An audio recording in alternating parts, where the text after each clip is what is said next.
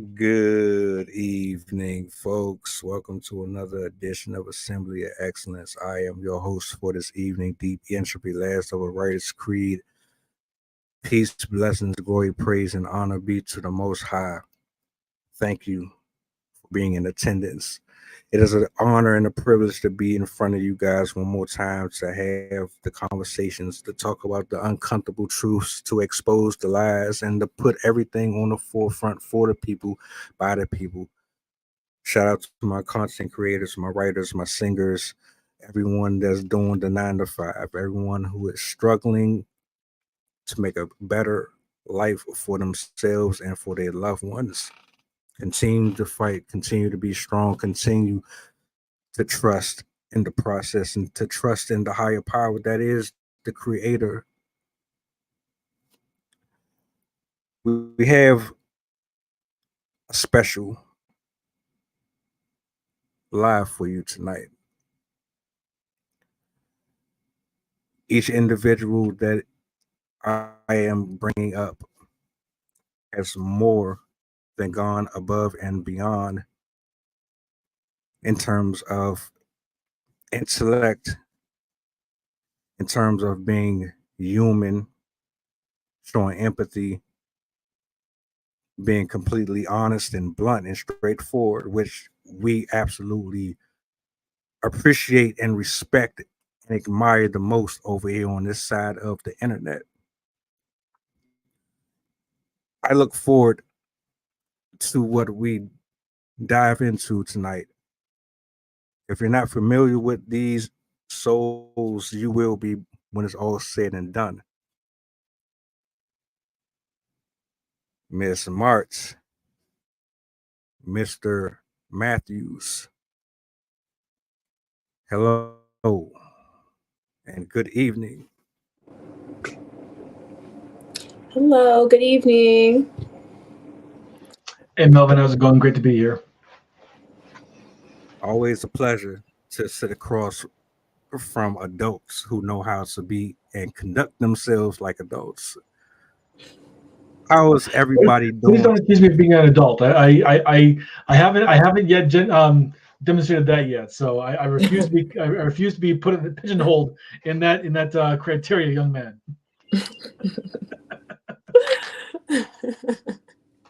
At least you being honest. Hey, I still have my childlike ways here and there. So you're not alone, brother. You're not alone. It's all right. I would rather be 50 years old and still be able to go out here and play in the leaves than be 50 years old sitting in a rocking chair staring and yelling at the traffic. True that. Absolutely true that. Yep. Very true. Miss Mart, how are you doing tonight? I'm doing extremely well, thank you. I'm feeling aligned and balanced, and I'm looking forward to this conversation. Awesome, awesome. Well,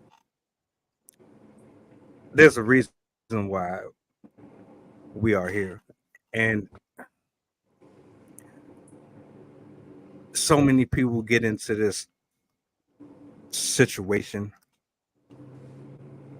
families, friends,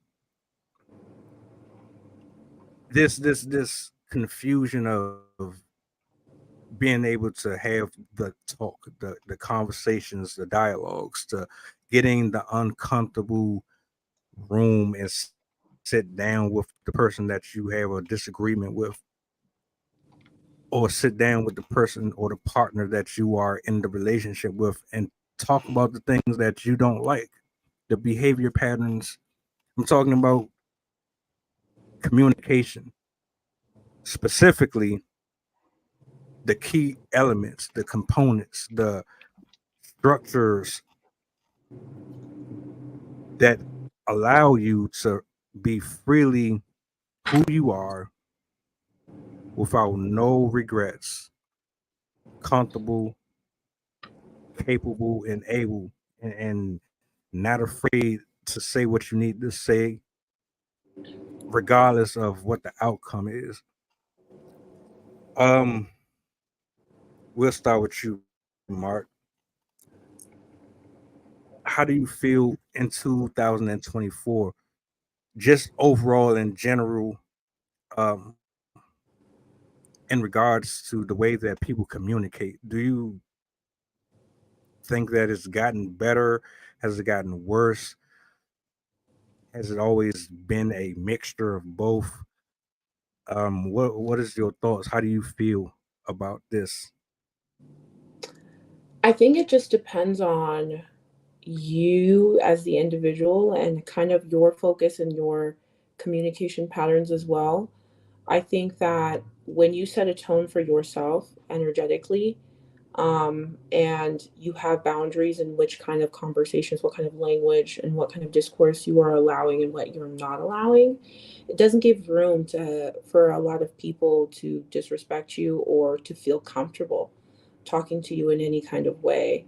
The way that you kind of assert yourself and talk and lead, especially in conversations, sets the tone, right? A lot of the time people are going to be defensive. A lot of people have not integrated different aspects of themselves, especially traumas, and so a leader is going to be able to identify, like Jason was talking about leadership a little bit earlier off camera. A leader is going to be able to identify, what they see in these people, especially when it comes to situations or erroneous things that they've done, instead of just sitting there and saying, well, you're bad, you're this, because that's naming something, and that's an attack, which allows space for people to become victims.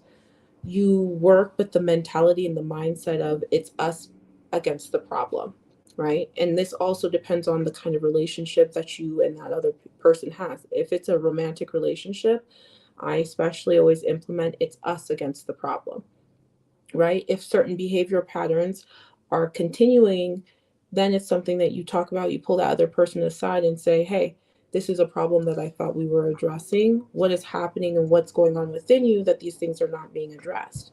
A lot of the times, I find that mature conversations or a mature ability to converse, that is what tends to lack within like even my age group, because a lot of the times people feel like in a hyper individualized society, people feel like they don't owe people anything, right?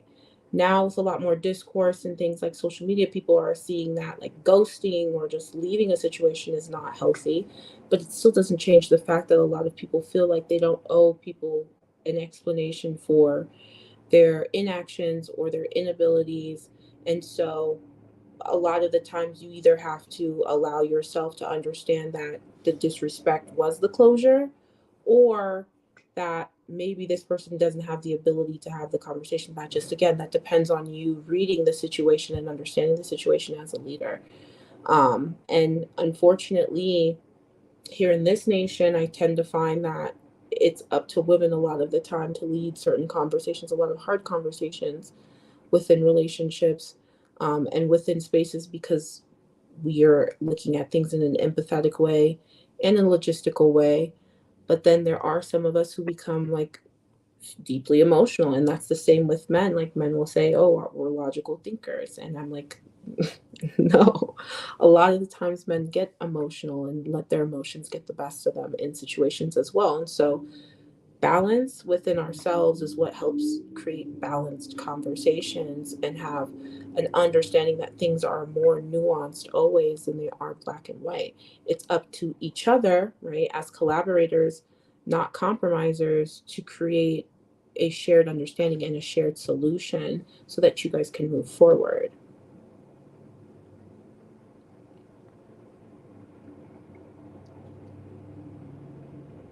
There's one thing where you actually said a multitude of things, but there's one thing that you said that I think in other cases it would be looked at completely different.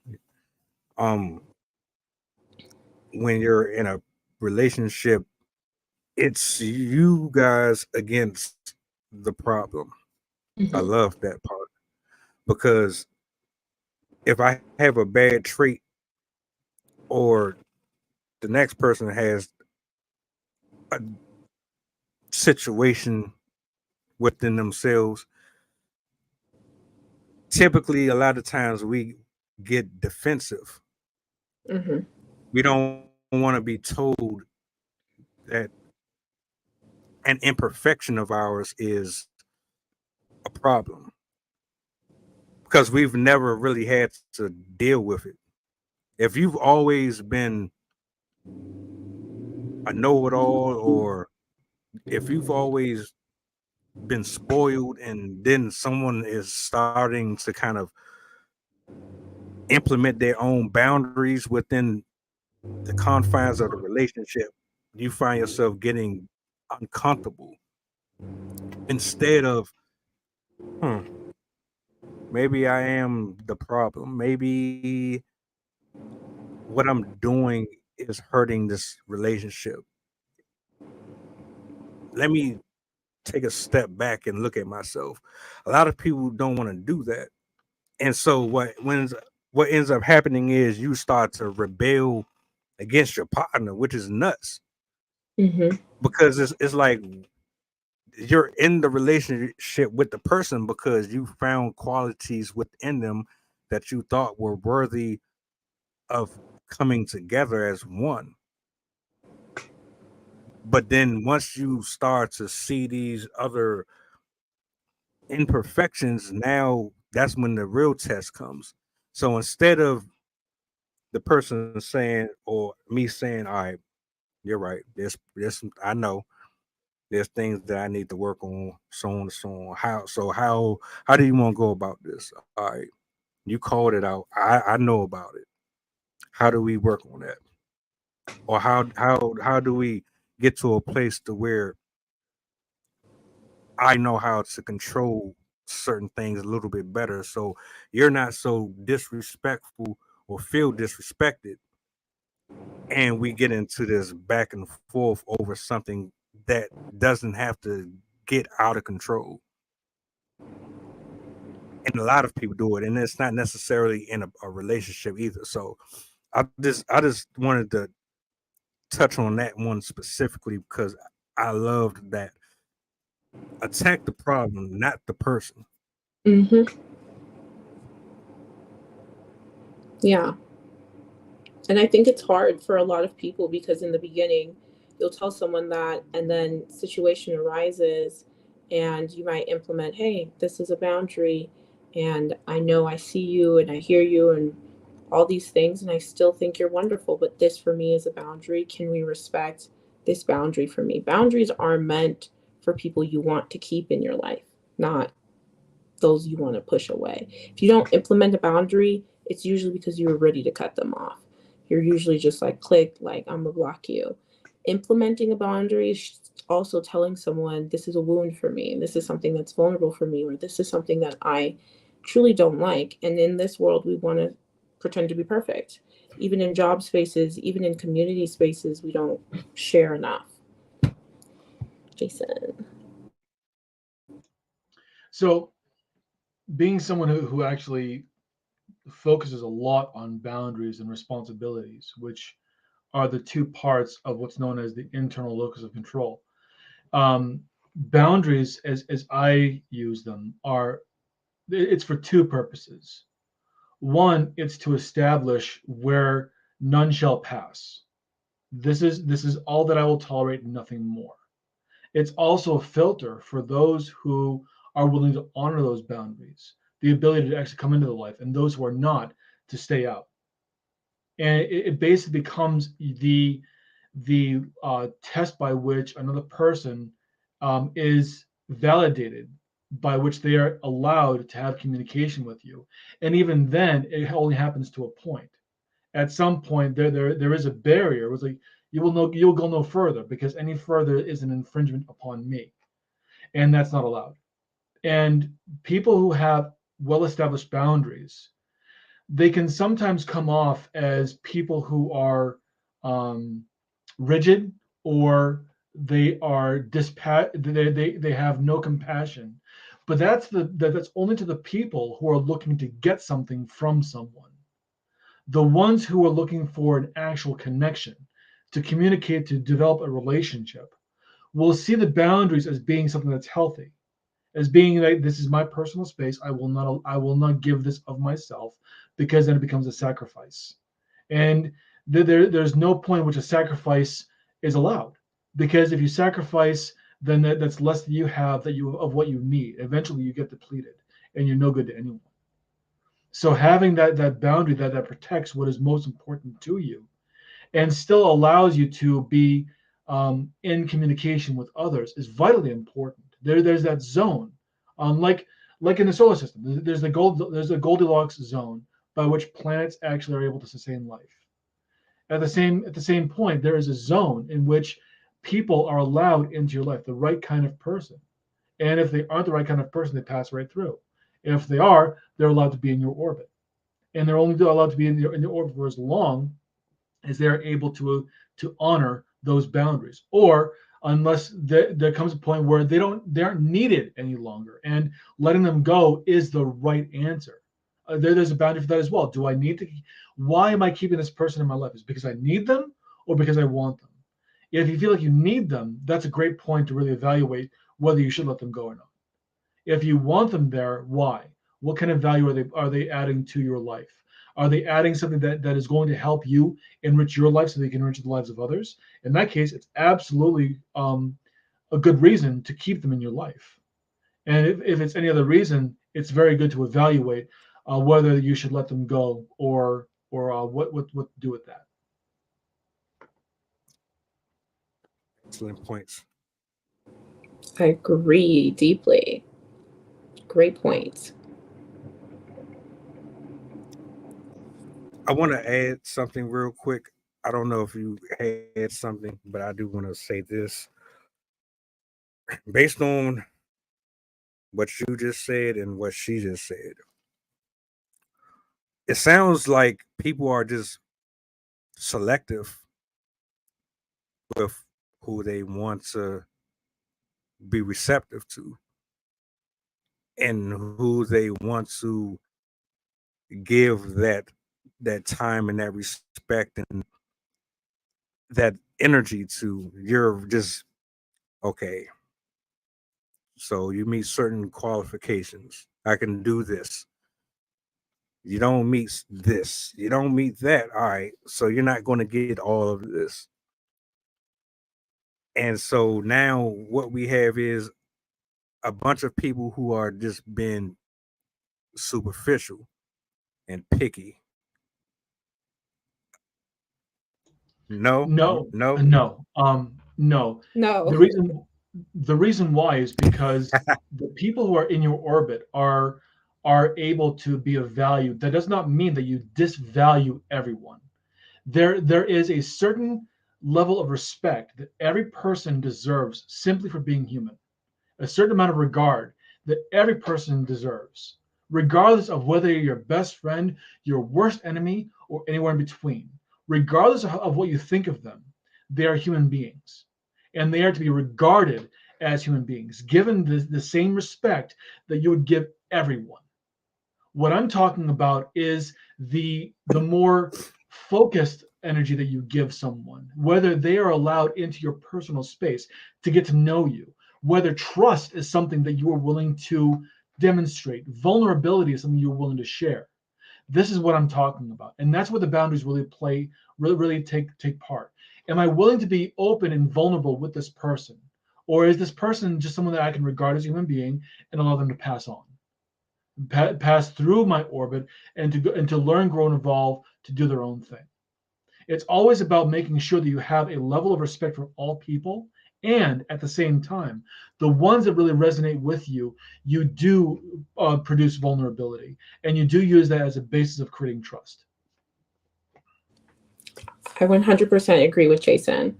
Um, I always say, my grandmother always said, um, I love everyone, but my love is not for everyone, right? You have to have a certain understanding of selection when it comes to who you let that close to you, especially when it comes to interpersonal relationships. Not everyone deserves all aspects of you all the time, because that's also how you deplete yourself, right? But all human beings deserve respect, deserve kindness, deserve compassion, deserve a certain level of patience and deserve a certain level of grace. Now, those things have to be established within yourself, and that goes into building you being the leader of whatever conversation or whatever space or whatever activity is happening by first working within yourself, because that's self-sovereignty, right? When you're sovereign within yourself, when you are a leader, you know that no matter what situations may occur, what space that you're in, everyone deserves acknowledgement. Everyone deserves to be greeted. Everyone deserves to be respected. Everyone deserves to be heard. But when it comes to someone moving closer to you in an interpersonal way, then things have to be evaluated a lot deeper. Things like character, things like beliefs, things like, ideologies. Those things have to be evaluated because, again, you cannot just allow everyone that close within you. Conversations, like conversing openly in open spaces, like in a Socratic way, that is fine. But then, even in those ways, you understand why the mystery schools were called mystery schools. Not everyone is able to comprehend things in this lifetime. Not everybody is meant to comprehend certain levels of information in this lifetime, right? There are those who seek, there are those who know, and there are those who teach. But there are those who want to just stay asleep. And it's very, very detrimental to yourself and others when you're forcing those who want to stay asleep to wake up, because it causes more problems than anything else. Because some people are very linear in their thinking, some people are very dogmatic, some people are very black and white.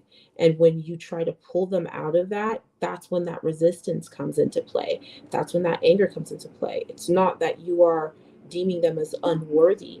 They themselves, in their level of understanding, and maybe too in their spiritual growth and where their soul is at, they are not ready, right? And so in that, you have to take the meat and leave the bones. You yourself have to know when to call good good and when to leave certain things alone, right? When to know that no matter what you say, this person's ego is triggered, right? This person's you may never have been addressing them. You may have been addressing things in general, but you can tell someone's ego is triggered by how they approach you and how they are talking to you and how aggressive they start to become, right? These are egoic signs that this person is not yet ready to integrate. This person's not yet ready to learn. This person's not yet ready in this form. Again, being a leader, you learn how to calm the situation and let that person go on their way. And but there's still a maintaining of self-respect. There's still a maintaining of respect throughout, even if that person gets to a level of disrespect within themselves. That stuff of like what someone has or what someone looks like, those kinds of things, to a true intellect, to a true philosopher, to a person who has like done the work, that's nothing. That doesn't even factor in, because you know that knowledge can be pulled from anyone and anywhere, right? You are a seeker and a teacher. You're not, the vessel is just this. It's just a vessel. It means nothing. So just and I'm gonna give you the floor, brother, because I want to say that I don't disagree with anything that either you said. In fact, a lot of what you described was what I was approaching in my statement. I wasn't referring to um, a person who has done the homework on themselves to the point to where they identify certain characteristics within people that they meet on a daily basis, whether it's someone that's close to them or it's just someone that they have to keep at an arm's length.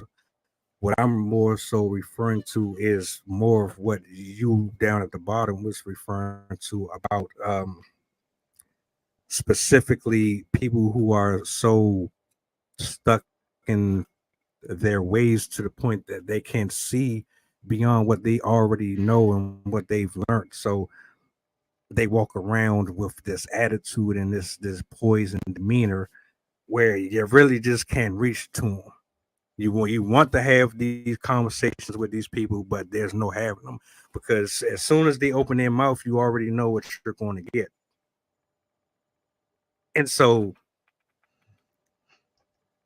my concern and my issue is, all right, when we speak about specific, tangible things that go into having a dialogue with anyone, whether or not you agree or disagree, what are the pieces that are required to have these talks? Because everyone is not going to be a leader. Everyone is, some people are just happy with their 9 to 5 and just getting through the day, and other people are more charismatic and they know how to web and weave through certain situations, the traffic of the mind. Some people are just very agile at it, right? But then you just have those folks that just don't know how to slow down, take in what's being said to them, and then process it and then retort. All you have to do is slow down, get out of your own way, and relax. You might get more out of what you're trying to gain from someone if you just slow down and get out of your own ego and out of your own. It's like, I don't know. It's crazy because we speaking on boundaries too, and there's people that's been in our life that we've been very close to, and even they sometimes have a hard time communicating with you.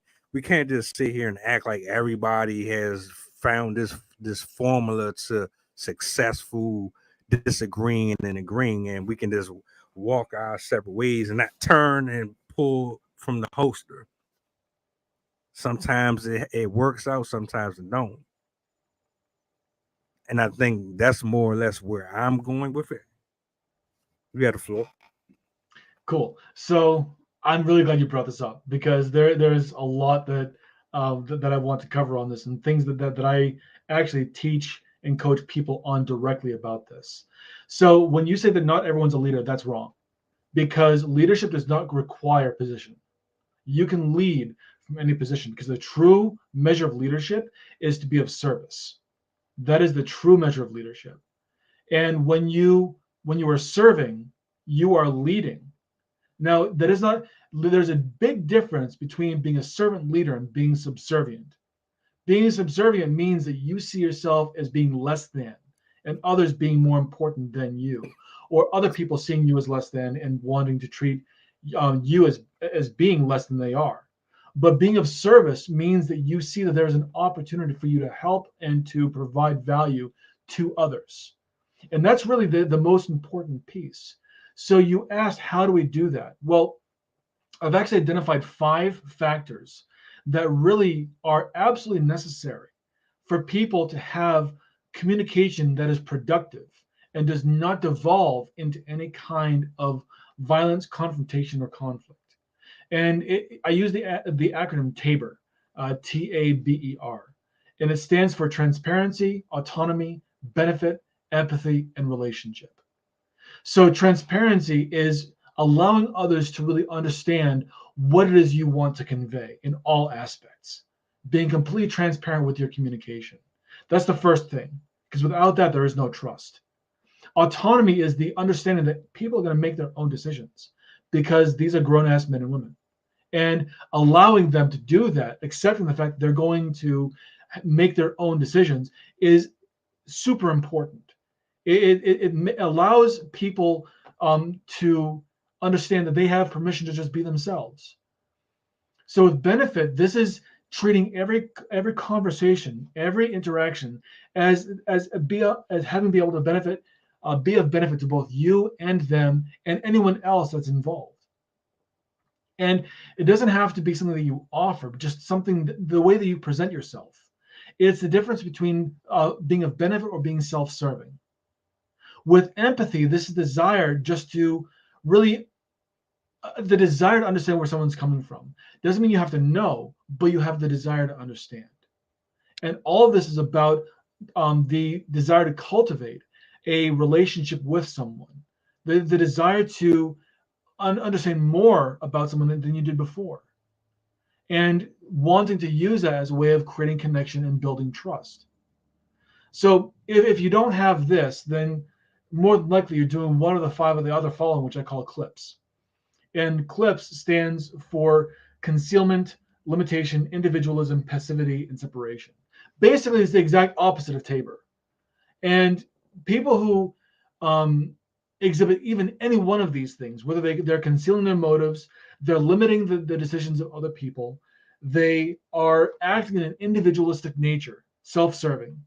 They are not caring about what other people think. They're being passive to the needs of others, or they want to separate themselves from others. They don't want to understand. They don't want to create trust. They want to create the separation. Any one of those 5 things will taint that relationship. It will corrupt it. Even just one, it will completely destroy the integrity of that relationship.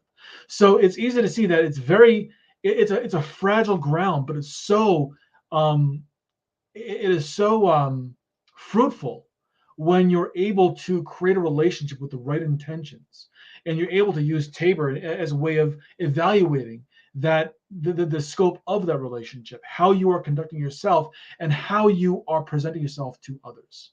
Because when you act as a leader, when you act in a way that that displays yourself as a leader, there's an inherent amount of authority that you have that people see, and they will either want to interact with that, or they will say that it is not for them, and they will select themselves out, which is another a great thing to do. And I yield the floor. Jason, can you please put that in the comments, the Tabor and CLIPS? Sure.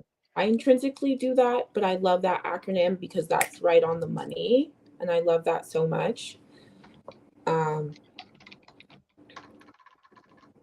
But I agree with Jason. I think that I would say traditionally, I would say 2 things that are needed is emotional intelligence and critical thinking. When it comes to having certain conversations with certain kinds of people, a lot of the times with the emotional intelligence, you can assess kind of where someone is at and where the conversation is going to go, especially if they're emotionally charged, right?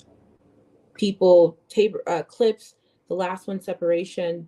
CLIPS is the ego, right? The ego is always looking to make itself right. The ego is always making itself the leader. It wants to put itself in the forefront because it still wants love and admiration, but it wants to separate and individualize itself. And then 2, the ego is always triggered, right? Even if situations are not talking about anything towards it in general. So then that level of transparency and being clear and stating that, hey, this is not about that, this is about this, and being able to initiate conversations with a level of both grace and service is how you start to move forward, thinking critically and being able to hear that this is what someone's saying, but this is also the meaning of this.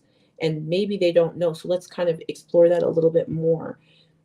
This is not something that can happen with everyone, but it's something that you can lead if you're willing and you have the knowledge basis. You can learn how to be this kind of speaker. You can learn how to be this kind of orator, and you can learn to have these conversations. But most people are very dogmatic and egoic, and so they have these linear thinkings, and they're narrow, where they believe, okay, I know I grew up like this, and so this is the only way that it's meant to be. Because they don't question, they don't think outside of the box, and the level of emotional intelligence that they have isn't highly developed because emotions, especially in this patriarchal society, can sometimes be, a lot of the times can be seen as a weakness, right? A lot of the times can be seen as a lacking, but IQ is not measured on just 1 meter.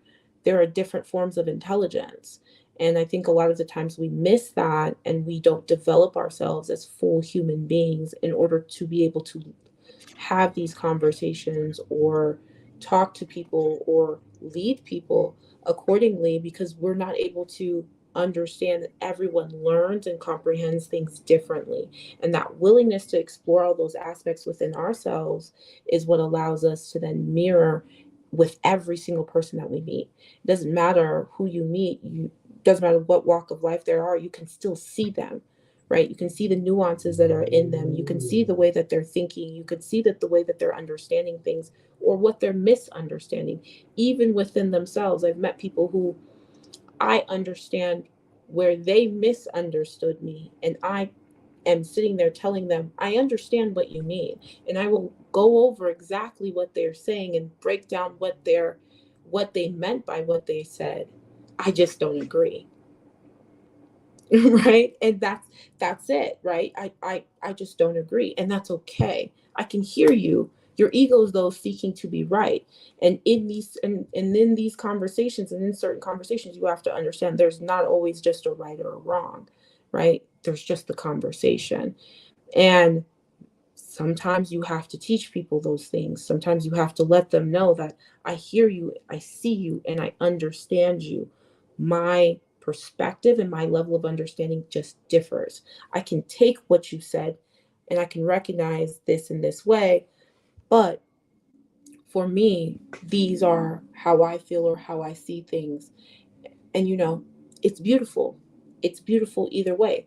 There are certain conversations that are not as nuanced, right? Like there are conversations, things like war, things like, you know, things that are happening in my country, things that are happening in Palestine, these things that are happening in the world where people try to make things complicated when it's just like you can pick up a book and look at the history. It's not that complex, right? There are complications in as far as government involvement, but as far as what is happening, if we are talking about justifiably, is this right or wrong? No, there are no complications in that. There are just people who are, again, dogmatic and linear thinking and unwilling to move themselves outside of a perspective that they are not familiar or comfortable with. Which explains a lot of divorces. It explains hypergamy. It explains separatism. It explains this idea that we have all of these different political parties and everybody is supposed to be on one side. Everyone is for the people, but they have twists and turns to why they choose to be Democrat or why they choose to be Republican. It would explain a lot of why people and their friendships don't last very long, because what I've observed and what I've seen, I don't have to argue with you to know whether or not I'm right or wrong in the dispute. You're going to come from a stance of how you feel, and I'm going to come from a stance of how I feel. But the difference is there still has to be a resolve.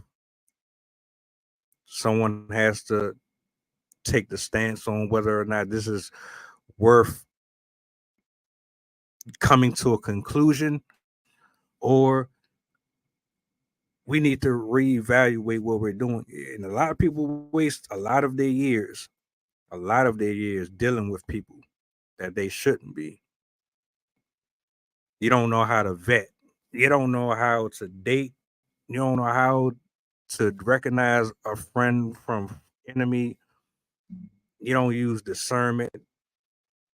A lot of the times, and one of the main things that I've noticed is people are so afraid of looking at themselves for who they really are. I'm talking about the monsters, the demons, the things that you hide and sweep under the rug that no one else knows about. And if someone identifies or recognizes it, you're quick to try to run away from it or escape it, but you can't run away from yourself. And all you're doing is going through this revolving door of repeating the same habits over and over and over again, and you're not getting anywhere because you don't really understand the severity of you being so displaced and stuck in your own way. And I, I personally don't think that it should be that difficult to have a conversation with anyone. Like if you have a discomfort or disagreement or maybe you have a critique. And I've reached out to him a few times. Hey, how do you feel about such and such? Let me know. I'll inbox you and ask you, hey, tell me the truth. What do you think about X? And you can tell me, and I'm receptive to it. I get it because the idea is to be better than what I was the day before. I'm not trying to stay stuck. In fact, I thank you, and I'm more appreciative of you being honest with me and actually telling me these things so that I don't go out here in the world looking stupid, sticking my foot in my own mouth. You got it. There were a couple of times to actually speak on this. There are a couple of times where Melvin, you and I have had the opportunity of having discussions outside of the podcast, and with each conversation that we've had, um, my my whole purpose of that conversation was just to really pay attention to how I could be of service to you, and to really understand what I could add to the conversation, what I could add to um your point of view, or to whatever it is that we were talking about. And when people have conversations that are based on that, the desire to really understand, the desire to understand where another person is coming from, it creates opportunities for much richer interactions. And I've really enjoyed many of the conversations that we've had because they've been very um, positive. They've been very progressive in their nature. And progressive conversations are how people really get to understand another person on a much deeper level. Even if I had some advice for you, I always made sure that you understood where I was coming from, that you could appreciate what of the information I was giving you, and more importantly, that you were receptive to it. And I would ask, is it okay if I provide my own personal point of view or my insights, if I give you some feedback? And just by asking that question, um, it would dispel a lot of tension that might exist, because there's there's no there's no belief that anything that I say is going to be malintended. It's not gonna be for your detriment. It's going to be something that really is meant to be of benefit to you. And I never get attached to the things that I say. I always say, your mileage may vary, and that's cool. If you have a different idea or different thought about this, go with that. And it's not going to hurt me none. And that's the kind of interaction I strive to have with everyone that I interact with. There are some people, admittedly, that I have needed to separate myself from because they are about as healthy as arsenic. And making sure to keep them at least at arm's length, if not longer, because they were not helpful. They were not positive. They did not add anything to my experience, and I had nothing to offer to them for their experience. And I think it is these two things: the desire to be of service to someone, and then also having the wherewithal to understand where you cannot be, and acknowledging both as being realities, and responding to both in kind. Those who you can be a benefit to, be a benefit to, and those who you cannot, wish well and get the hell out of their orbit. I agree. I agree with both of you. Like what Jason was saying and what you were saying, like level of understanding. I think I lead all conversations with a deep level of understanding, a desire to understand, and showcasing that with people. It's because it lowers their guard, but it's also to showcase there is no ego here. I'm not seeking to be right. There is no right or wrong here. There's simply just understanding, right? I am simply just coming here to bear witness to you, and you're here to bear witness to me, and we're here to grow together, right? Either we're growing together as human beings or we're growing apart. But I can recognize in you what is amazing or what is strong or what is great, what points are there. And if you are open to that feedback, I can be both constructive, but I can always be constructive, but I never focus on being destructive, right? My words are meant to give life, not destroy. And these are principles that I grew up with in Africa, and how women are raised in my country and where I'm from. And so I tend to find most of the time when I'm talking to men here, they're very shocked and they're very confused, because everything that Jason was talking about, the patience and the desire of wanting to understand you and giving you the space to explain yourself and to hear you out and to highlight, well, thank you for sharing what you said. I heard that you said this, and that was really great and amazing. And, or you said this, and, I think that that's such a beautiful part of yourself that you see, and blah, blah, blah, blah, blah. Even with discussing a situation or a problem, you're holding yourself at a certain level of decorum because you want your message to be very clear and received. There is no emotion behind, especially if it's something that needs to be closed or ended. The emotion of like wrathfulness or pettiness or degradation, you don't need to come to that space, because you already know in how you lead that you're above it. And they know in how you're addressing them that you're above it. And no matter where they take you or try to take the conversation, it can never go into that space with you, maybe with someone else, because you're above it. And you live past that space within yourself that you need to prove your intelligence or prove your worth or prove who you are. I don't even like when people identify with things like, oh, I'm a bad person, or I'm a good person, or I'm this, especially I'm bad, I did bad, because that's a form of escapism. We're looking at the issue. We're not judging you or labeling you. We're looking at the issue and trying to understand behaviors, right? Why are these behaviors? Where did this program come from?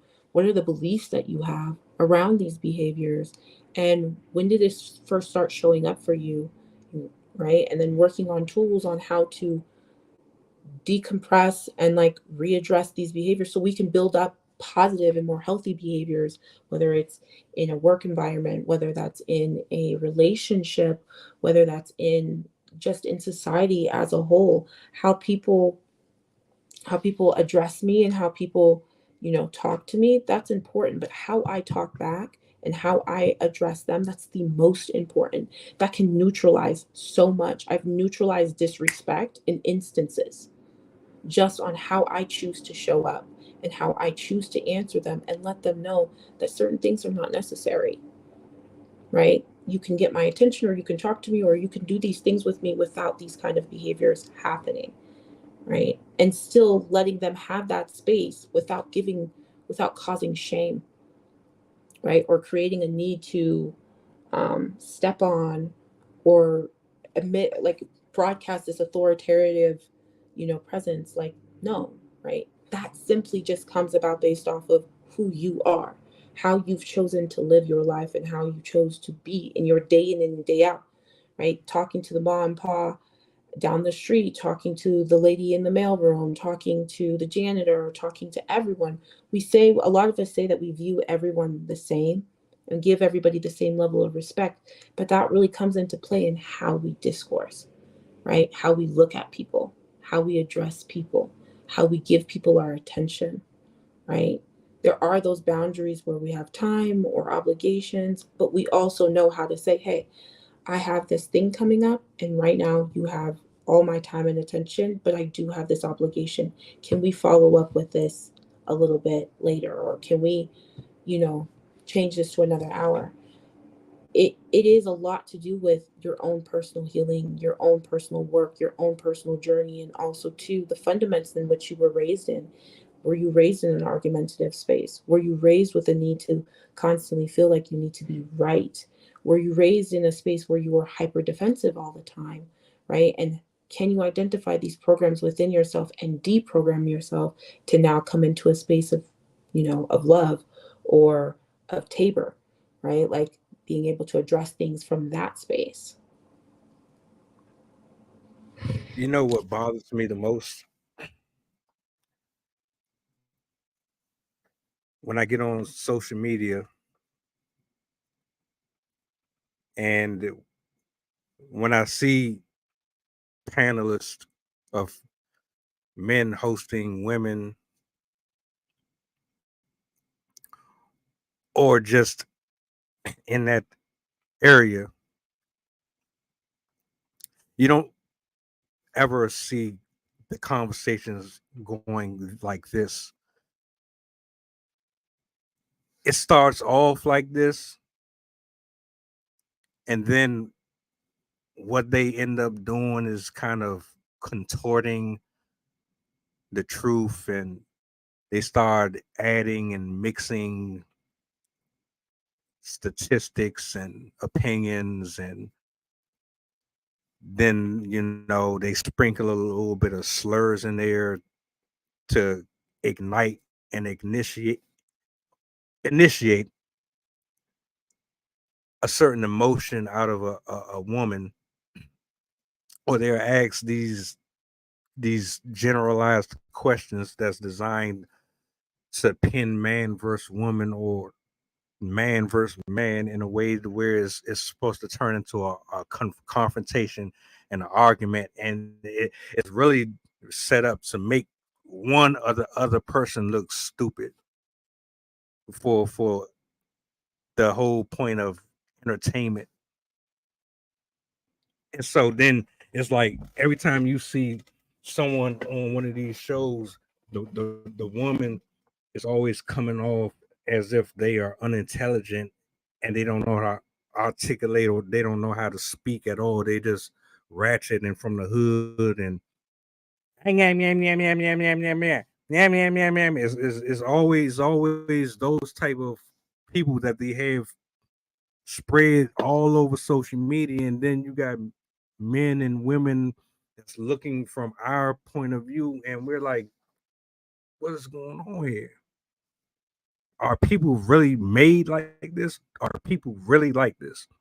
I've asked myself this a number of times. Are people really this ignorant or that deluded or that lost? And then I have to come back and realize that there's an agenda behind a lot of the content that people put out here on display for the world. I'm not saying that there's not people who move and operate like that. And there was one other point that I wanted to address too, which I thought was completely dope. Jason said it. But you both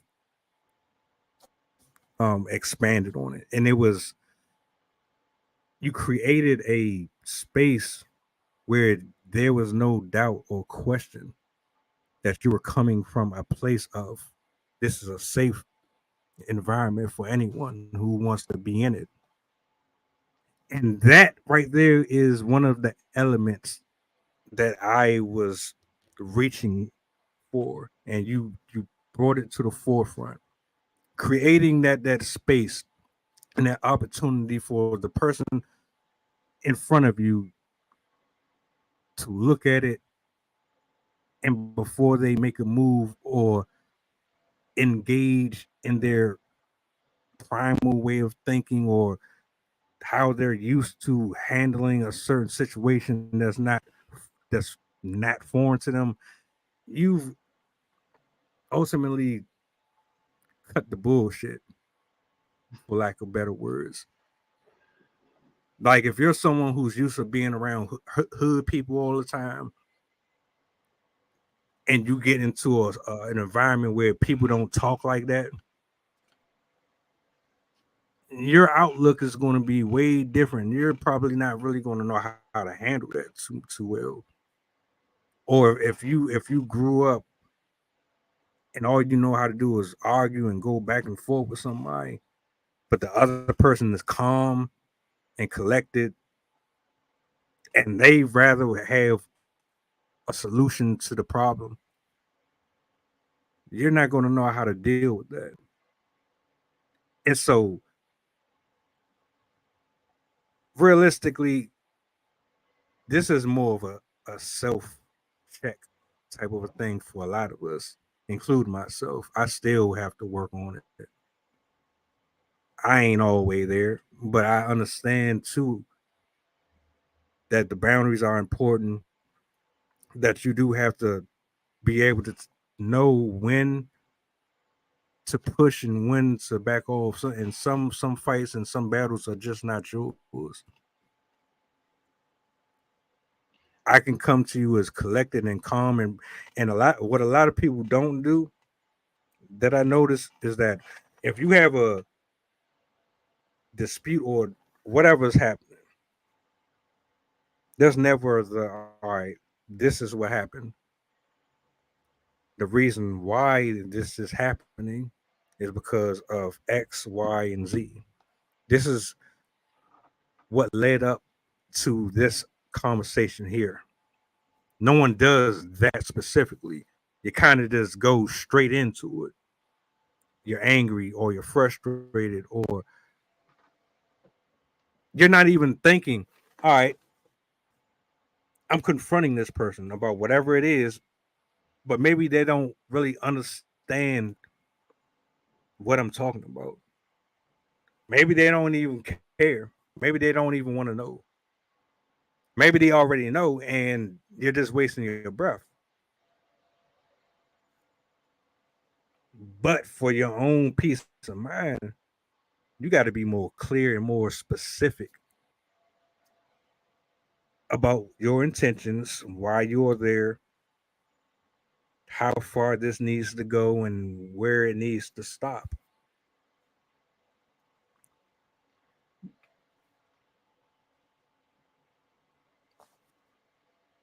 There are two things that you had said that I really want to focus on. The first one was the element of safety. I love how you brought that up. And it's really important to understand that no one can make you feel safe. That is an illusion. People are looking for others to make them feel safe. That's not possible.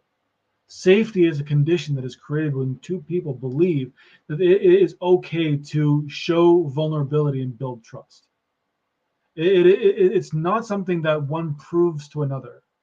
It is an invitation that's created that allows people to build trust with each other. That's what safety is. And the way that you describe that is exactly what I try to do with every single interaction that more people should try to do. Brene Brown talks about how vulnerability is one of the first things that we look for in others, and the last thing we're willing to show ourselves.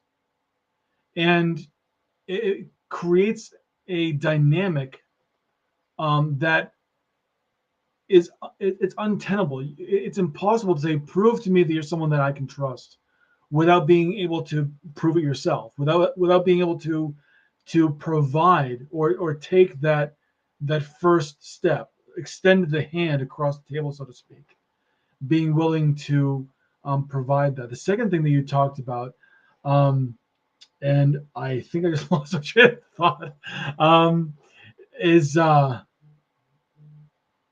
I'm going to stop right there because I lost it. So, Mark, please feel free to speak as well. No, I do agree that provision of safety, safety is an illusion, and it has to be something that's shared between two people, and that willingness to happen. To share that, the vulnerability between the two of you is what creates a safe space. I think that I try to embody a safe space because Marianne Hasana talks about doing all things with love, leading conversations with love, leading conflicts with love, leading situations with a spirit of love. That helps neutralize a lot of the conflict or a lot of the issue in a lot of people's heart, because even when there is a misunderstanding that someone may have or a misinterpretation of action, the come through, your come through, whatever it is that you do, even outside of conversation, even if it's prayer, even if it's school, your come through, your come from, that's the most important piece, because that sets the tone for every situation that you're going to experience. And even when someone is illusionary about the love that they're trying to have as well, because you have people who are pseudo spiritual, or you have people who are pseudo intellectual, and they're going to be like, oh, peace, light, love, and butterflies, blah, blah, blah, blah, blah. They can always feel that when they're in the presence of real love, when they're in the presence of real understanding, when they're in the presence of real, real divinity or real kindness, because it's not something that can be faked. It's not something that can just be regurgitated or falsified. And even in that, experiencing different aspects of culture coming here to America, growing up in the suburbs and going to predominantly white institutions, and then still making friends and meeting different people that are African Americans and being in different African American spaces, white spaces, Hispanic spaces. A lot of the time, I think the difference is that people are looking to find a reason not to like you, initially, unless you give them a reason not to like you, right? Like, unless your mentality is always, I'm going to lead this space, I'm going to lead this situation with love, and you're able to neutralize a lot of things with, okay, there's this man that doesn't like me and I'm a man and he's looking at me funny, instead of just sitting there and having a stare off. Hey, what's up, man? My name is Jason. What's your name? Great. Where are you from? I'm from blah blah blah. Yeah, I just got here. I love this space. How do you feel about it? Yeah, it's a great space. You know what, man? Let me get you a drink, right? Demobilize that energy instantly. A lot of people like the idea of someone disliking them. People in their power know that that is also a form of it's dangerous, but most importantly, why does that need to exist if our whole point is unification, right? If there are people that naturally dislike you, that's their business, right? You can't save everyone and you can't fix everyone and you can't change everyone's opinions of you, especially when you're living in your truth. But anyone who has an encounter of you or with you, they have a will of like a undeniable testament of your character. So in the rooms that you are not in, there will at least be one person that is willing to die behind you, to defend you, or to speak up on your behalf, because your character speaks. Every single time your character has been consistent, who you've shown up as has been consistent, and leading situations and conversations with love is the most important thing. Those podcasts that you had mentioned, and I had seen them, especially in my early 20s when it really started booming, and people would always be having these podcasts that are so divisional, and they're they're constantly picking women that are not what they deem as intellectuals, and women that have certain occupations that they demoralize and they look down on, and they're just there to prove a point. That's exactly what those are.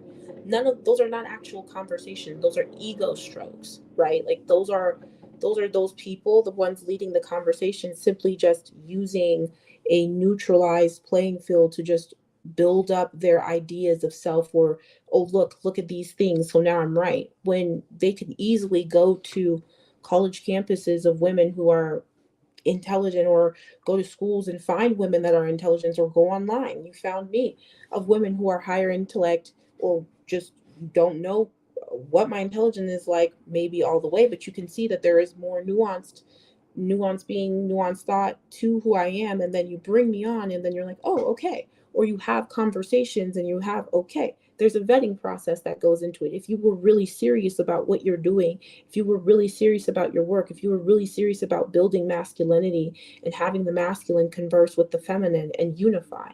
But that's not the case, right? The case is these people that are in their most basal instinct, because they're functioning from their limbic system, all they talk about are the most basic things, right? The things that are most important to someone that is in fight or flight: sex, money, food, and shelter. 50-50. Who's paying the rent? Who's cooking the food in the house? Who's the provider of the food? What is a man's role? What is a woman's role? But intrinsically, if you already know these things and you function in these things, those kind of conversations they're not even important. Those, it's not even a thought, because you've already evolved past that. Emotionally and intellectually, you've evolved past that. So now you're allowed to have more nuanced conversations. Those conversations are simply people who are in their most basal spaces, appealing to people who are also in their most basal spaces due to trauma, due to genetic impressions that are being done onto them unknowingly in programming. They're stuck in those spaces. So those are the conversations that they have at home. Those are the conversations that they have with their girlfriends. Those are the conversations that they have all together, right? They don't have conversations outside of that, because that's not what they know, right? Imagine someone like one of us popping up into one of those podcasts. You think it's going to be a fun time for them? It's not. They're going to be like, you can never bring these guys here again. They're not here. They're not here to have fun, because everything that they say will be diverted, right? There's more nuance, there's more thought. They're not willing to think outside of that or be challenged outside of what they believe to be principle, because they believe it to be principle. They're only there to prove a point, not to listen to multiple points.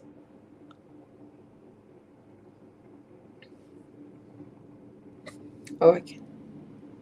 While you're speaking, I actually was able to remember what I wanted to say as the second point, which has to do with the idea of curiosity. The more curious you are, and Mark, you had expressed this beautifully. The more curious you are, the more invitation you give to create trust. Because especially when with genuine curiosity, without any agenda, it becomes the most purest form of building trust. It's a desire to get to know someone. It's a desire to understand a different point of view, a different perspective. And that curiosity is what fuels the ability to create relationships and fuels the ability to communicate effectively. What I want to add, if you really want to be completely honest, if you really want to have these conversations, because there are thousands and thousands of men and women who do have issues or need help in certain areas. If you really want to have these discussions and you're trying to warn one over the other about all of the fallacies and all of the pitfalls that come with dealing with certain things, that if that's really what you desire to do, you're doing a disservice to these people. You're charging hundreds of dollars for your leadership conversations, your Patreon. You're cutting down and you're tearing down men and women. I think shaming and holding people accountable is important, but at the expense of trying to humiliate people, also that you can garner the admiration of your viewership, because quite frankly, you're preying on people who are emotionally, spiritually, and mentally almost self-checked out, where they rely on certain spaces to give them some type of edification that's going to feed their vessel in some type of positive way. You're not really helping them at all. You're toying around with them by bringing OnlyFans models up here and these $1 million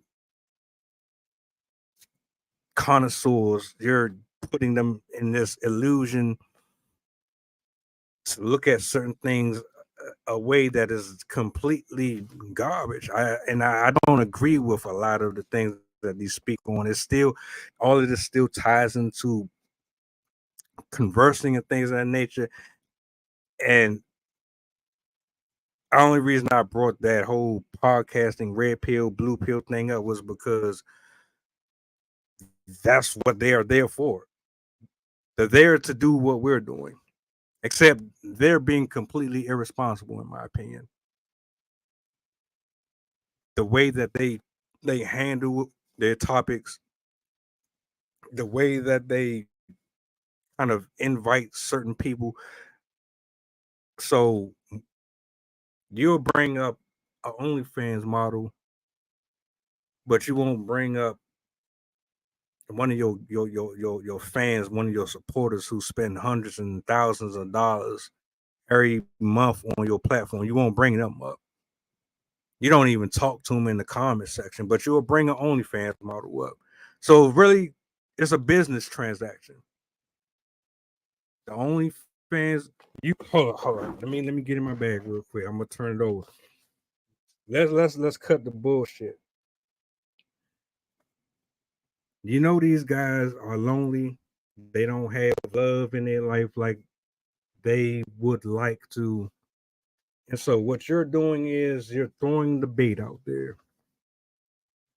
You're putting these women on display with these platforms, knowing that your audience is male based. And if you can get promotion for these OnlyFans girls, you're going to get a percentage out of not only their business, but you're going to get a percentage from the viewership coming in because they're going to be paying to want to talk to these women. They're going to want their information. They're going to want to know how to contact these people. So you're not really honestly looking to have the conversations that you're trying to have with these folks. And it goes back to a lot of what Jason said, especially with clips. These people display that all the time. But because you have a certain status, you feel as though that you can talk down to people and treat people a certain way because you make X amount of money, and it's bull. And a lot of people either you caught on to what they're doing, or you're just in need of some real honest guidance. I'm not talking about someone that's in a cult and they're trying to just lead you off a cliff. Someone who really cares about your well-being and they want to see you do better. And a lot of these people are out for themselves. So I don't know. You brought up something about this that until now I hadn't really thought of. The idea that the reason why they have these people up is because there is a benefit, the transactional benefit that takes place, which honestly makes the process even more disgusting. It makes the intention so self-serving, and it's for entertainment only. There's really nothing, there isn't much value there. By and I know the podcasts that you're talking about because I used to follow them, and I used to be like, okay, all right. And there's only one that I can think of where he actually did anything to bring to light the behavior and how it is so disruptive to the what Jordan Peterson calls the human enterprise, the advancement of the human race, and the things that some people do. It's counter to that, and so it needs to be called out. It needs to be um, addressed in some way. The way he did it when he was doing it, it wasn't necessarily the best way, but it was the only way he knew how, and I get that. But in regards to the many of the podcasts that I've seen using OnlyFan models and using people who have a distinguished following, it's even more self-serving than I initially thought. And it's like, God damn, this is gross. It is not providing any kind of real value at all, and it's just really, I find it to be disheartening and a little bit disappointing. But I really appreciate you saying what you said about that, because I do see the truth in that. And yeah, it's appreciate you. Yeah, that was my first time ever hearing someone use that take, especially thinking about it in a business way, because it does make you look at it in a more marketing sense, like marketing as well, because you ask yourself for years a lot of the time why they don't have more nuanced guests. Joe Rogan really set the tone for his podcast with having all types of guests, like naturists, philosophers, musicians, all these different things, because if you're trying to really have varied conversations, then you should have varied guests. And if you're trying to you yourself as the host grow along with the conversation, then you should be having people on that are going to challenge you, or you should be looking into their material beforehand and have questions prepared for them material wise in order for you to have a really cohesive conversation. But a lot of the time those things are just for entertainment and shock value. It's cheap stuff, like they're cheap jokes or cheap hits. It wants you to look at things in your most basal level and look at people in the most basic way, because if it was really about supplementing growth within the masculine or within the feminine, then they should have been talking about truly applicable things, skill sets or books. They're not ever mentioning real books, real literature, real lectures, right? I've been waiting for years to hear someone say, "Oh, King Warrior and Magician and Lover, it's a great book for you to start with understanding masculine archetypes," but that's more so in like Jungian philosophy, or more of the academic realm, but not in the mainstream. And I think a lot of that has to do with what sells is usually what's cheap, right? Like what's the cheapest aspects of ourselves. That's what makes people buy cheap thrills, sex, money, gossip. That for a lot of people sells, right? It takes time to build a platform like Joe's. It takes time to have these amazing guests come through and talk. But even the most who at that time felt themselves to be peculiar, like the McKenna brothers, were able to connect with such huge audiences of people.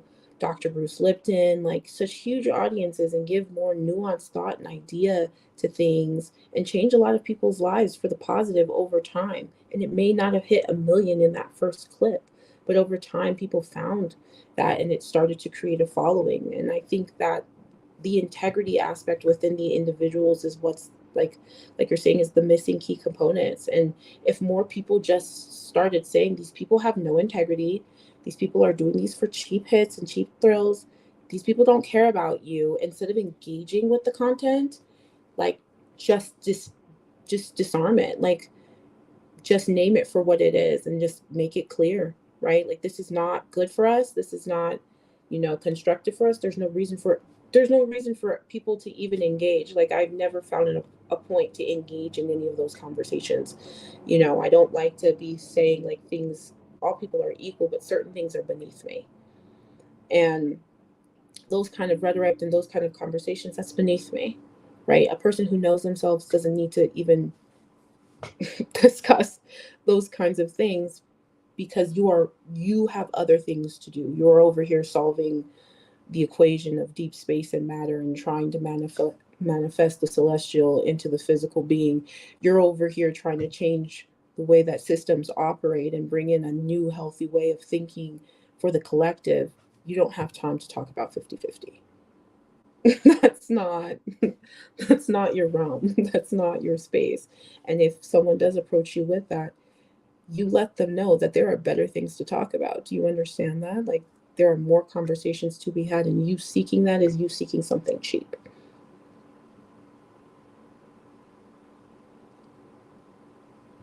It is all a marketing scheme. There are so many sick people out here. When I talk about sick, I'm not talking about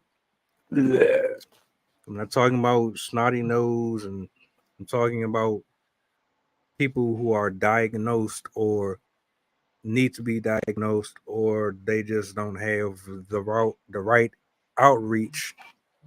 So the way they handle things are very dangerous to themselves and to the people around them because of there's roots of issues that they've never addressed. And the folks that have this responsibility, you mishandle it. You don't do what you're supposed to do with it. You're capitalizing off of people's pain and suffering, and you're disguising it as being genuinely there to support them in any way that you possibly can. And a lot of you guys are full of shit. And I'll look at your shows, I'll listen to the way you talk, I'll listen to what you cover, why you cover it. The majority of these podcasts are based around relationships.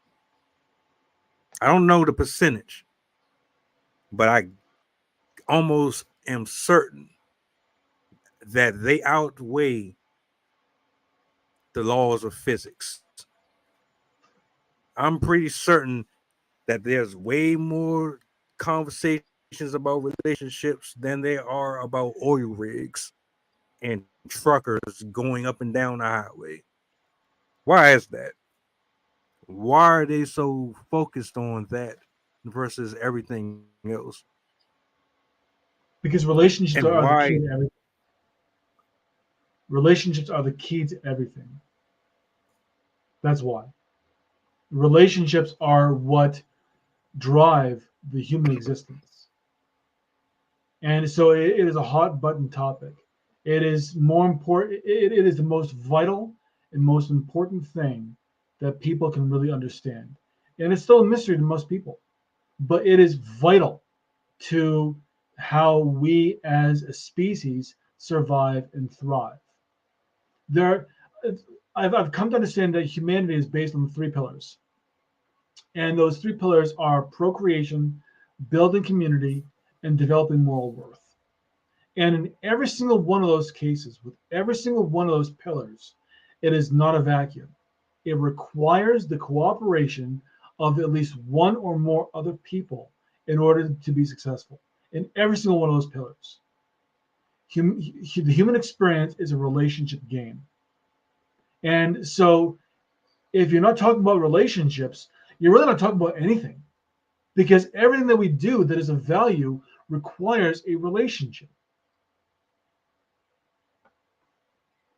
I think with Jason, like we're talking about like the other relationships, the more nuanced relationships, family relationships, non-romantic relationships. In these podcasts, they're hyper focused on romantic relationships. Like everything is a relationship, and it is important to look at all of the relationships in your life, and not only just the romantic relationships, and not only pedestaling the romantic relationships as the important relation, as the one important relationship in your life. And I think a lot of these podcasts are super hyper focused, especially between male and female gender. Of course, there are of like the same sex, but a lot of these conversations are mostly just about like romantic relationships. They don't talk about the nuances of friendship or community and the importance, especially the importance of community. Um, that's one that I completely see lacking a lot of the times, is how to build a community, how to maintain a community, how communities work, especially coming from a communal culture. It doesn't, you don't see them talking about them. They're always just talking about a man and a woman and a man, always. Because that is a very popular topic because that's on everyone's mind. and that is it sells really easily. I mean, the whole idea that sex sells is absolutely true. Whether you are actually talking about the act or you're talking about the interaction of two people that leads to the act, it's all about the same thing. But it's because the reason why this is so popular is because it is the most powerful instinct of the human experience, and it's easily corrupted because it's people talk about it in a way that while it is still the same topic, they're talking about it in a way that it insults the mechanism. And by isolating just one little part of it, which is just the act of having sex, not even in a way that produces any kind of result, just the act of having sex, which I mean, while it's fun, it doesn't really do anything. It's something that people love talking about, probably because there's still a little bit of taboo that's attached to it, but also because it's fun and exciting. But they talk about it in a way that has really um, it has reduced it to a moment, and they aren't seeing it for the greater thing that it really is, because that's not exciting. It's boring. There's no um, there's no real focus there, because once you start talking about that, you have to start talking about everything else about the human experience. You have to include everything else that brings about the positive qualities of the human experience, and they don't want to deal with that because sex and violence sell the most. Yes, it's the cheapening. It's the cheapening of everything. It's the cheapening of Absolutely, yep. our relationships. It's the cheapening of our conversations. It's bringing down something like the law of gender, that divine feminine, divine masculine has no physical form, right? They're just energies.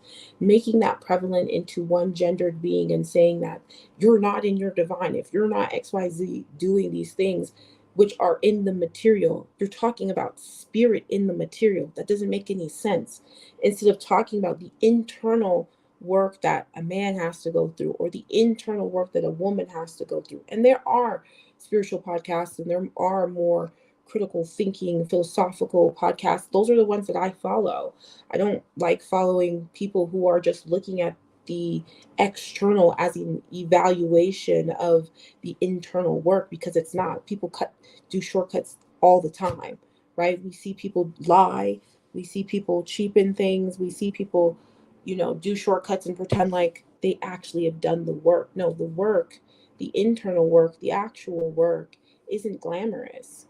It's not beautiful. It doesn't ride in Rolls Royces. It's not driving luxury cars, not yet, but the journey, but even then, as the journey continues, the desire for most of those things lessen, right? Because the desire is human connection. That is the true desire. That is the basal desire. Yes, we are spiritual beings having a material experience, and with that, we're going to need material things during this experience. But there's a difference between a need or things that you're buying because it's intrinsic to your soul and your spiritual expression versus you looking to have these things as a form of validation from other people, and you having those things make other, knowing that your ego knows that these things are going to be seen as pretty or respected or revered by other people, so it's going to position you into a higher place in the eyes of the collective. Like, there are a lot of silent billionaires in the world. There are a lot of quiet, wealthy people in the world, and it's not just because they're running away from taxes, that too, but because they also understand that not everyone, what you work for wasn't for the entertainment of everyone. What you've done in your life to like ascertain these levels of power or wealth and access wasn't for the public. It was for you and your family. It was something that your soul endeavored for. And now that this mission is completed, you're enjoying it in the privacy of your family, of your close knit people as you wanted. There was nothing to prove to the collective. And a lot of the times, the most cheapest people are constantly the ones trying to prove something to the collective. Another thing that came to mind as you were speaking was the idea that with with the topic of talking about life as a whole, one thing you also have to talk about is death. And this is a topic that people they resist talking about with a violent passion. And it's something that is inevitable. The most common cause of death is birth. And you have to understand that you were born with an expiration date. And so if all you're doing is looking at the short term ideas of what your life means, what you can do, what you can get, there is something that is lost. That there is like you said, a cheapening of life, but it also means that there is this idea of, so what have I really done? When I'm called to account, what is it that I've really done? Have I done something that is going to live beyond me? A legacy that I've created that is going to benefit humanity? Or have I just lived for myself? Where my existence, my memory is going to be just a blip. And as soon as I was alive, I've been forgotten.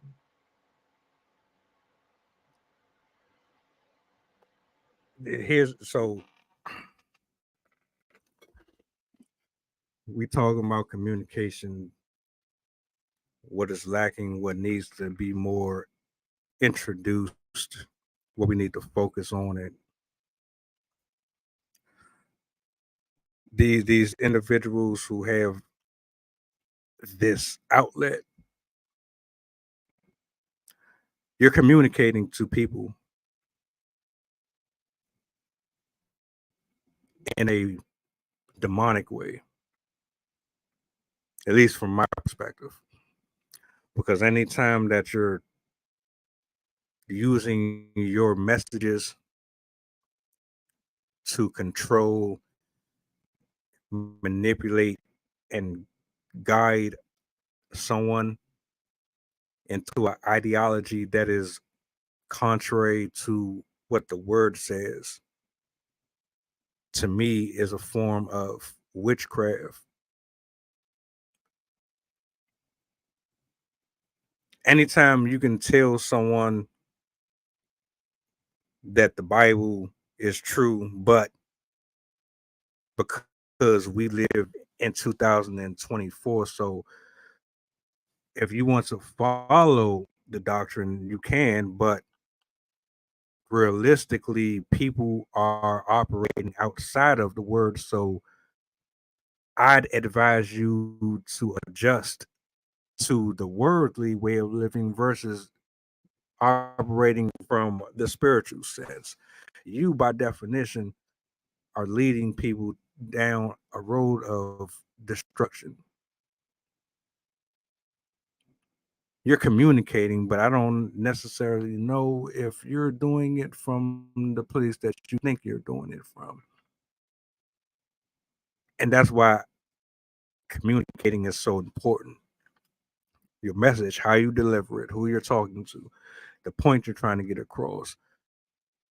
All of these things really hold a lot of weight, and a lot of people sleep on it. You don't respect it and you don't honor it.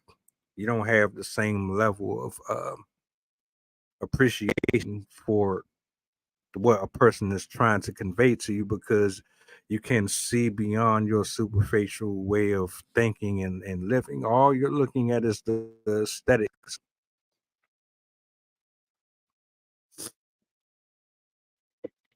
But I have one more question for both of you.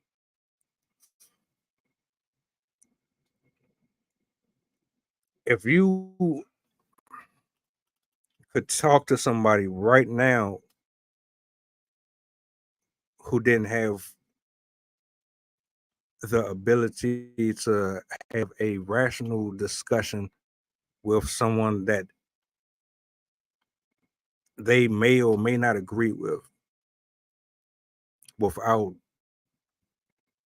coming to ad hominems and attacking the person's integrity, what would you advise them to do? How would they implement or utilize different measures to incorporate in their everyday dialogue when they're dealing with someone that they may or may not just always get along with.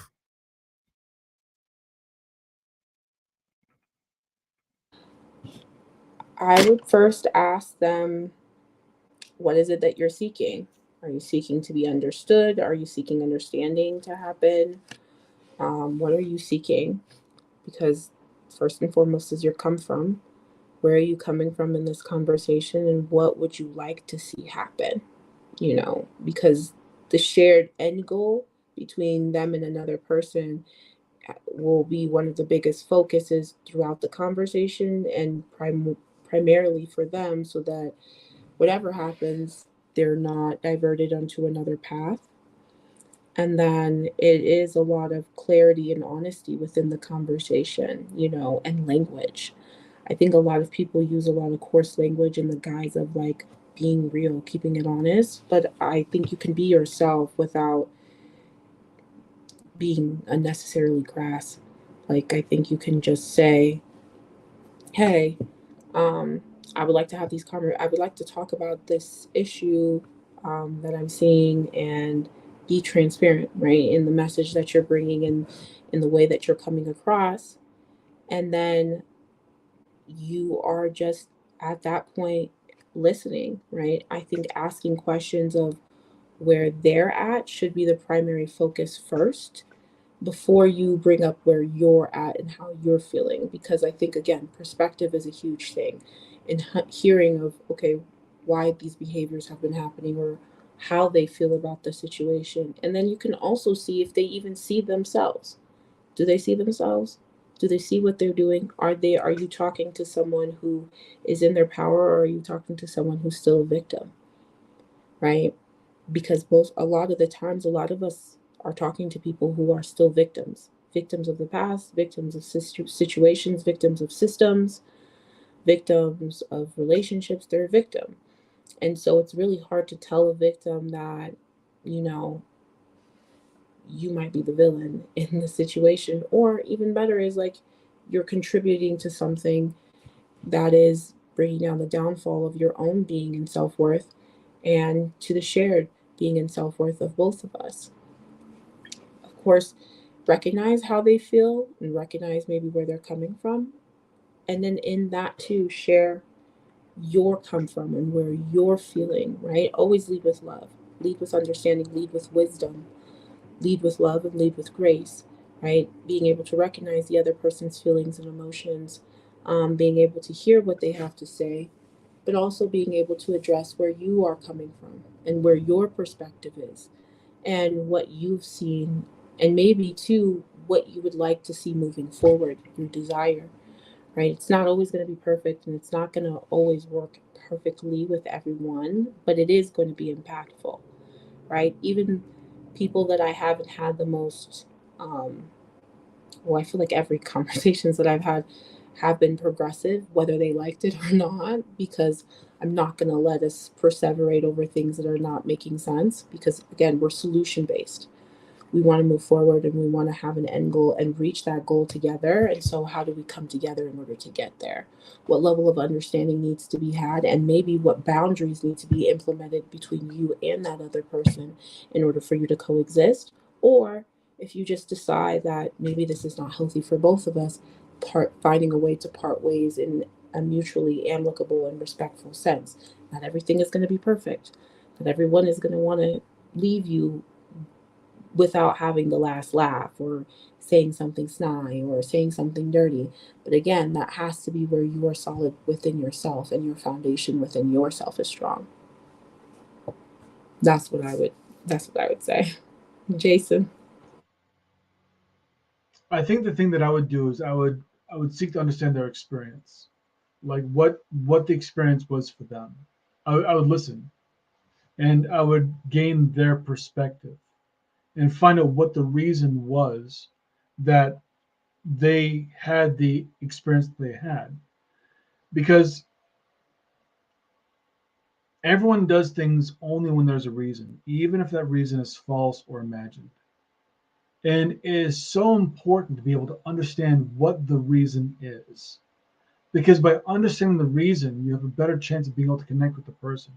You begin to really understand how they got to where they are and what made them choose options, make decisions that brought them to that place that they are, physically, emotionally, mentally, spiritually, whatever. What were the decisions that they made, and why were those decisions made? And then the only other thing I would ask them is, do they want to do anything different? Because unless they want to do something different, there's no point in me trying to help them with anything different. They have to want it. And I think those are really the first two things that I would address before I said anything else. Understanding where they came from and if they want a different experience.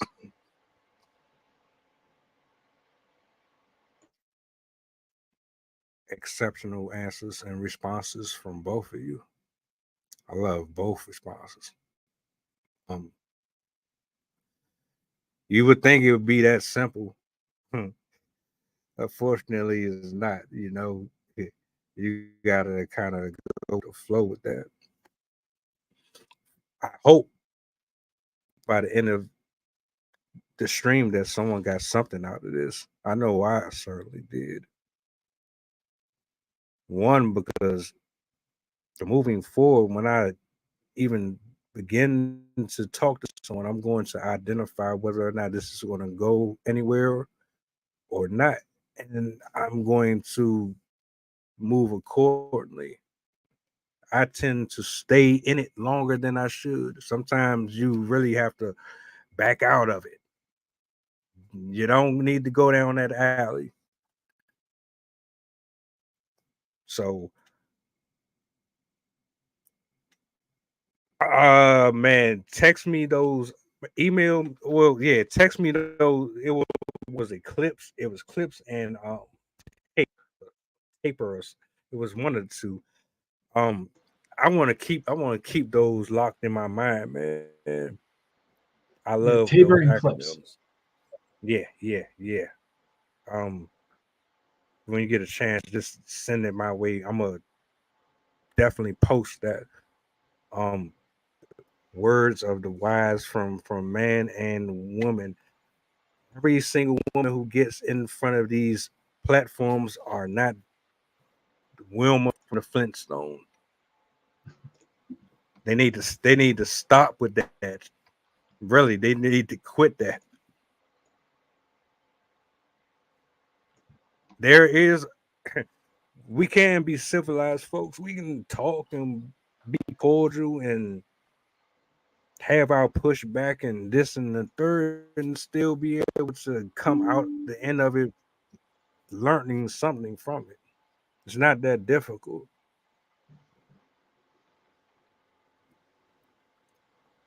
But I want to say thank you to both of you. This is probably one of the longest streams that we've done, and every single minute was worth it from the start to the finish. I hope, Mark, that you got out of this what you needed to in terms of the dialogue, in terms of the maturity. Even though my brother up here is still working on, a couple. I still got a head cold. Pardon me, but overall, I hope you enjoyed yourself, Jason. It's always a pleasure and a privilege to have you on, bro. The more and more you pull up, man, the more and more I see you getting better and better and brighter, man. I love the transformation, bro. I do, and I'm dead serious. Mark, you just natural at this. You can't convince me otherwise. Another lifetime you must have been doing this. I have not, but I'm really glad to be on this platform. I think it's also given me a lot of courage to try to also learn how to do this on my own and have more conversations like this, because you are right, there's a flood of nonsense, and I think that there does need to be more great conversations, more nuanced conversations, and more expansive conversations in the world. And I'm so thankful to Jason. I loved Tabor, and I love clips, and I just love how you were able to formulate that in such a concise way, especially, a person who's living and embodying that every day. I was like, yeah, that's an ashe. Like, I really love that. And that's so genius. I'm definitely going to be sharing that as well. And like giving that format to a lot of my friends and family when they're having conversations as well, too. Instead of leading with clips, lead with Tabor. That's right. Whether you know it or not, Mark, we've become friends. So you just have to deal with that. Um, Awesome. Melvin, as always, it's great to be on this platform. Being able to experience the many different personalities you have on here is really a joy.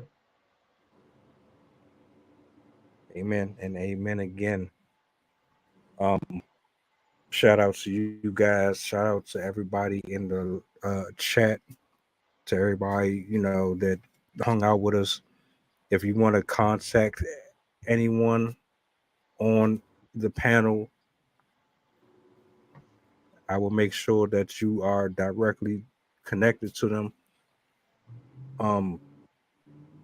They're not hard to find. We come on every Tuesday, Thursday. Saturday is the after hours. If you want to pull up, you know where I'm at.